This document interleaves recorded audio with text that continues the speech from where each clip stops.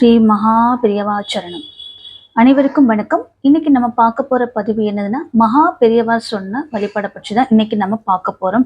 அவர் சொன்ன வழிபாட்டை நம்ம மேற்கொண்டோம்னா நம்மளுடைய வீட்டில் இருக்கும் கஷ்டங்கள் நீங்கி நம்மளுடைய வீட்டில் செல்வ வளம் அதிகரிக்கும். வாங்க என்ன வழிபாடு என்றதை பார்க்கலாம்.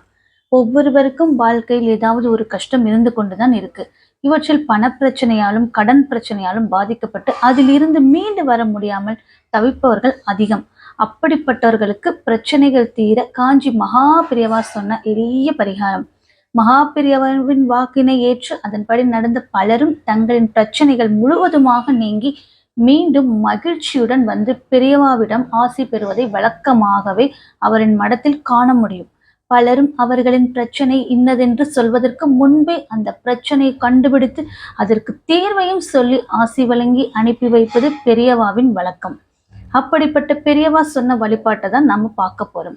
கஷ்டமில்லாத வசதியான வாழ்க்கை வேண்டும், அமைதியான நிம்மதியான வாழ்க்கை வேண்டும், நிம்மதியான வேலை, தடையில்லாத முன்னேற்றம், கை நிறைய வருமானம், வீட்டில் சந்தோஷம், மகிழ்ச்சி போன்ற வாழ்க்கை வேண்டும் என்பதுதான் அனைவரும் குறைந்தபட்ச ஆசை. இப்படிப்பட்ட வாழ்க்கை எல்லோருக்கும் அமைந்து விடுவது கிடையாது. அப்படி கஷ்டங்களுடன் இருக்கும் பலர் தங்களின் பிரச்சனைகளுக்கு தீர்வு கேட்டு காஞ்சி மகா பெரியவாவிடம் வருவது வழக்கம். பொதுவாக மனிதர்களின் வாழ்க்கையில் ஏற்படும் பிரச்சனைகளுக்கு அவர்களின் கஷ்டங்கள் தோஷங்கள் விலகுவதற்கு சாஸ்திரங்களின் வழியிலேயே பரிகாரங்கள் சொல்வதுதான் மகா பெரியவாவின் வழக்கம். அதுவும் அனைவரும் செய்யக்கூடிய வகையிலான எளிய பரிகாரம் தான் அவர் சொல்வார்.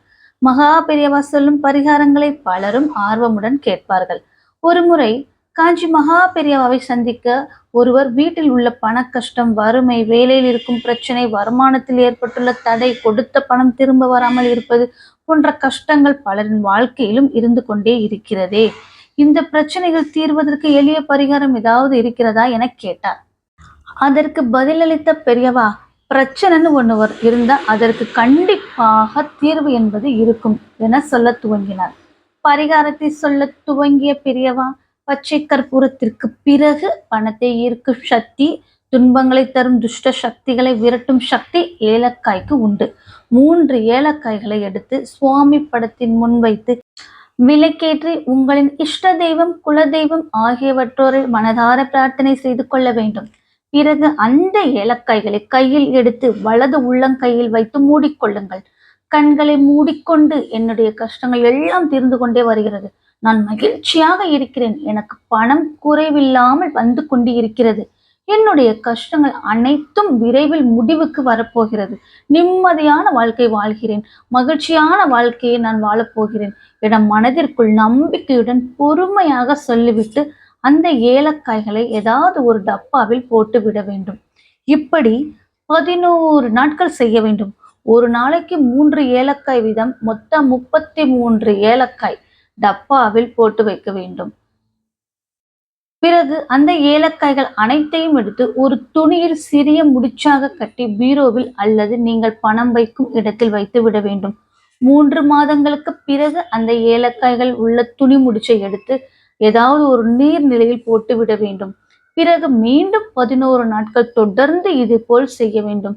நீங்கள் வேண்டிக் கொண்ட பிரச்சனை எதுவோ அது தீரும் வரை இந்த பரிகாரத்தை செய்து வாருங்கள். படிப்படியாக பிரச்சனைகள் தீர்ந்து பணவரவு அதிகரிக்க செய்யும். உங்களுடைய பிரச்சனைகள் தீர்ந்து கொண்டே இருக்கும். 11 நாட்கள் பரிகாரம் செய்யும் போது ஒரு நாள் கூட நிறுத்தக்கூடாது. அப்படி நிறுத்தினால் அடுத்து நீங்கள் பரிகாரம் செய்யும் நாளையே முதல் நாளாக கணக்கில் எடுத்துக்கொண்டு பரிகாரத்தை தொடர வேண்டும். வெள்ளிக்கிழமை அல்லது பௌர்ணமி நாட்களில் இந்த பரிகாரத்தை செய்ய துவங்க வேண்டும் என்றார் காஞ்சி மகா பெரியவார். பெரியவார் சொன்ன இந்த வழிபாடை எல்லாரும் நம்பிக்கையுடன் செய்து பாருங்கள். 3 ஏலக்காய் 11 நாட்கள், 3 மாதம் கழித்து ஏலக்காயை ஏதாவது ஒரு நீர்நிலையில் போட்டு விட வேண்டும். இந்த எளிமையான பெரியவார் சொன்ன வழிபாடு நம்பிக்கையுடன் செஞ்சு பலனை பெறுங்கள். வீடியோ பிடிச்சிருந்தா லைக் பண்ணுங்க. நன்றி, வணக்கம், தேங்க்யூ. பொறுமையா என்னுடைய வீடியோ பார்த்தவங்க அனைவருக்கும் நன்றி.